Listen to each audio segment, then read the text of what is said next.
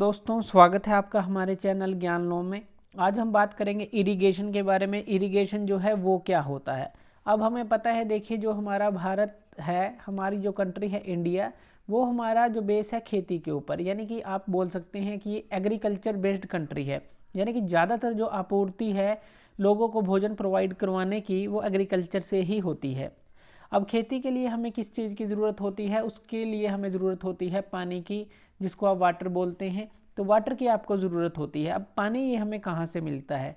अगर ज़्यादातर बात करें कि ज़्यादातर जो खेतों को पानी चाहिए होता है, या ज़्यादातर जो किसान हैं वो किस पे डिपेंड करते हैं? मानसून पे डिपेंड करते हैं। मानसून यानी कि जो रेन है, रेनफॉल के ऊपर वो डिपेंड करते हैं कि ज़्यादा से ज़्यादा बरसात हो अगर सीज़न में, तो जो है पानी की जो है हमें सप्लाई कम करनी पड़ती है, या कहें कि नेचुरली उसके अंदर जो है पानी आ जाता है। इसी तरह से अगर हम बात करें, हमने बात की कि हम मानसून पे डिपेंड रहते हैं, या ज़्यादातर किसान मानसून पे डिपेंड रहते हैं। तो अगर पुअर मानसून आता है, यानी कि मानसून अच्छा नहीं रहता किसी सीज़न में, तो क्रॉप फेलियर हो जाता है। अब इस तरह से क्रॉप को जो है वाटर का मिलना बहुत ही ज़रूरी हो जाता है। और अगर जो है ग्रोइंग सीजन में वाटर ना मिले, तो क्या हो जाता है? क्रॉप का नुकसान हो जाता है। क्रॉप अच्छी तरह से फलती फूलती नहीं है, तो क्रॉप प्रोडक्शन जो है काफ़ी कम होती है, या ना के बराबर होती है।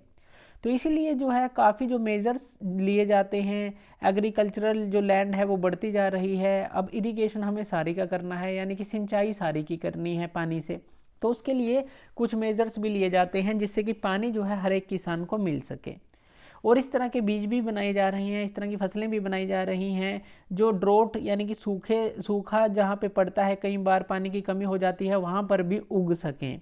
तो इस तरह से जो है, इस तरह की लाइट सोयल जो है, यानी कि इस तरह की सोयल है जहाँ पे लेस वाटर रिटेंशन कैपेसिटी होती है, जिसकी अगर हम लाइट सोयल की बात करें, या फिर हम कहें कि जो क्रॉप्स हैं उनके ऊपर इफेक्ट पड़ता है सूखे का, तो साइंटिस्ट जो हैं डेवलप कर रहे हैं इस तरह की क्रॉप वैरायटी जो कि टोलरेट कर सके इस तरह की कंडीशंस को। तो ये तो हमारी डेवलपमेंट चल ही रही है। अब देखिए, इंडिया के पास जो है, अगर हम बात करें, खेती के लिए हमें पानी चाहिए, और पानी के लिए हमारे पास वाइड वैरायटी ऑफ रिसोर्सेज होते हैं। तो हमारे पास हैं बहुत जो वाइड वैरायटी के रिसोर्सेज हैं हमारे पास, जिससे कि हम पानी को सप्लाई कर सकते हैं।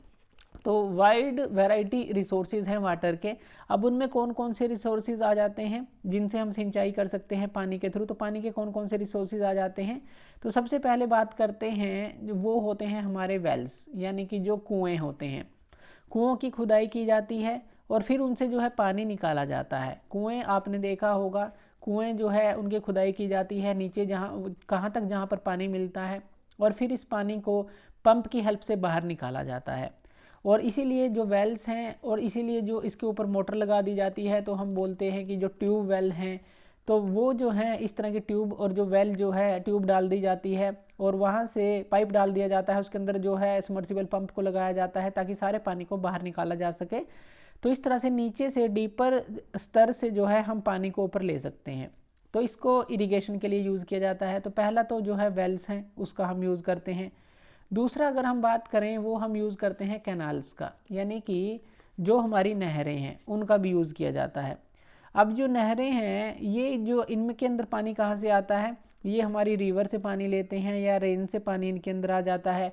फिर जो कनाल्स हैं, नहरें होती हैं, जैसे ऐसे नहरें जो हैं उनको जो है फिर जो है ब्रांचेज उनकी बना दी जाती है, ब्रांचेज बना दी जाती हैं इस तरह की, ताकि जो खेतों में उनको सप्लाई किया जा सके। तो डिस्ट्रीब्यूशन जो है कनाल्स के थ्रू, यानी कि नहरों के थ्रू भी किया जाता है। तीसरा होता है रिवर लिफ्ट। तो ये हमने कनाल देखी। तीसरा होता है रिवर लिफ्ट। रिवर लिफ्ट यानी कि नदियों से पानी को निकालने के लिए पंप को लगा दिया जाता है, जहाँ पे पानी की सप्लाई हमारी इनएडिक्वेट होती है, यानी कि पर्याप्त नहीं होती। तो उस पंप के यूज़ से हम जो है इरिगेशन कर सकते हैं, खेतों की सिंचाई कर सकते हैं। उसके बाद अगर हम फोर्थ बात करें, तो वो आ जाते हैं हमारे टैंक्स।